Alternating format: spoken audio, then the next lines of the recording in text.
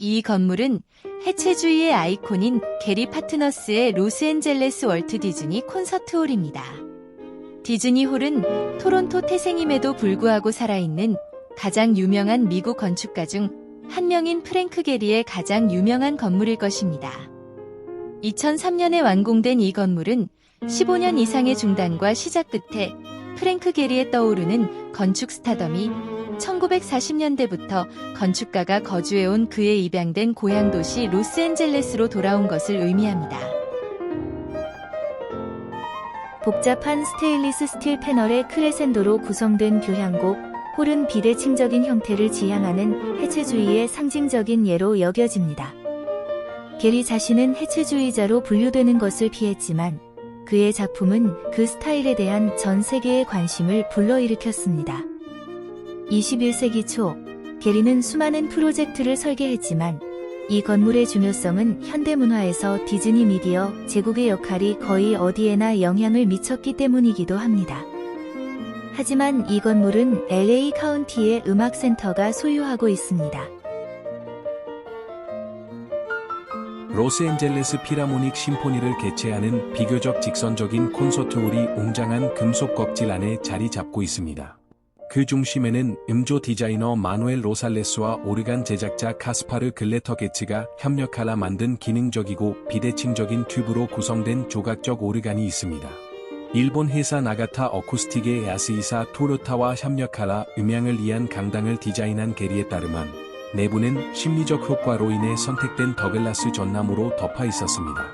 게리는 처음에는 음악당에 초점을 맞춘 후 지금은 유명한 에보 스테인리스 스틸솔로 이동하여 꽃잎이나 돛과 비슷하다고 설명된 건물을 내부에서 디자인했다고 말했습니다. 이 건물은 사립예술단지의 민주화 버전으로 지어질 예정이었으며 게리는 디즈니 홀을 로비가 대중에게 개방되는 도시의 거실로 만들겠다고 밝혔습니다. 콘서트홀 자체가 이러한 민주화의 의미를 확장합니다. 한스 사룬의 베를린 필하모니 홀에 따르면 이 홀은 비교적 소박한 2,200명을 수용할 수 있으며 계단식 포도바 스타일의 홀에는 기둥과 상자가 없습니다. 비평가 폴 골드버거는 2003년 뉴요커에 명백한 위계 질서는 없다고 썼습니다. 디즈니홀은 원래 1987년에 미국 애니메이터 월트 디즈니의 미망인 릴리안 디즈니에 의해 의뢰되었습니다.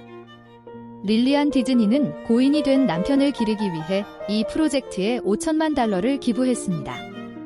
이 시드머니로 그랜드 애비뉴에 있는 카운티 소유의 토지 블록이 마련되었고 공사를 시작하기 위해 정부 자금이 배정되었습니다.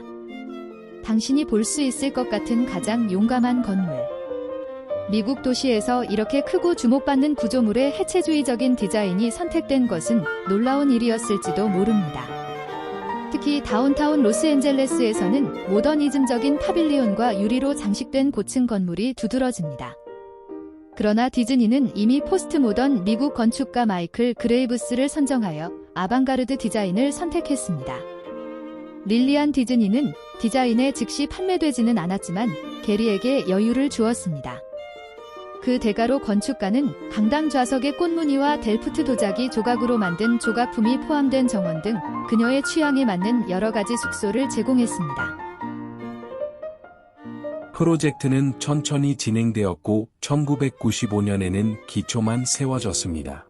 1997년 이 프로젝트는 미국 사업가 일라이 브로드와 당시 로스앤젤레스 시장 리처드 리오단의 캠페인 이후 또 다른 자금 지원으로 탄력을 받았습니다. 2003년에 마침내 건물이 문을 열었을 때 고객들, 콘서트에 참석하는 커뮤니티, 그리고 건축평론가들로부터 호평을 받았습니다. 개관 당시 뉴욕타임스 건축평론가 허버트 무삼은 디즈니 홀이 지금까지 볼 수 있었던 가장 용감한 건물이라고 썼습니다. 이 건물은 종종 스페인의 작은 도시에서 예술적, 경제적 부흥을 이끈 것으로 알려진 티타늄 옷을 입은 구겐하임 미술관 빌바오와 같은 맥락에서 언급됩니다. 빌바오 효과라는 현상입니다.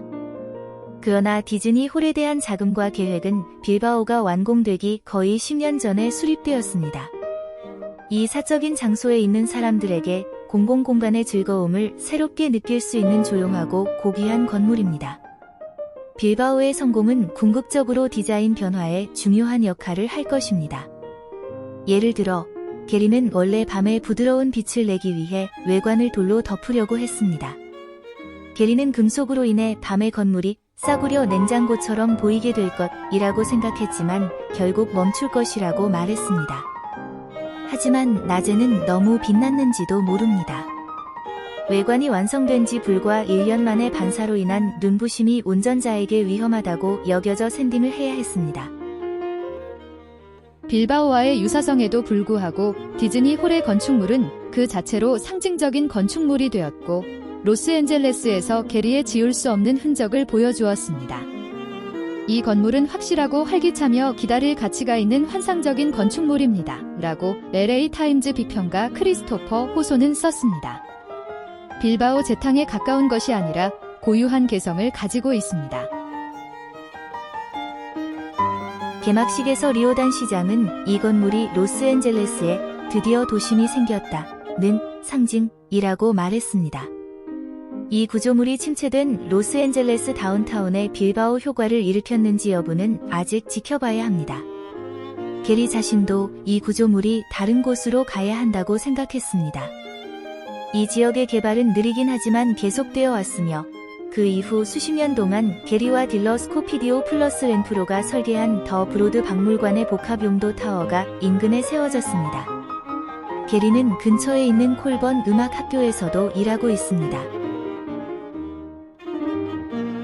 골드버거는 2003년에 이 지역의 새로운 성장을 시작하는 빌딩 점프에 베팅하지는 않겠지만 중요하지 않다고 썼습니다.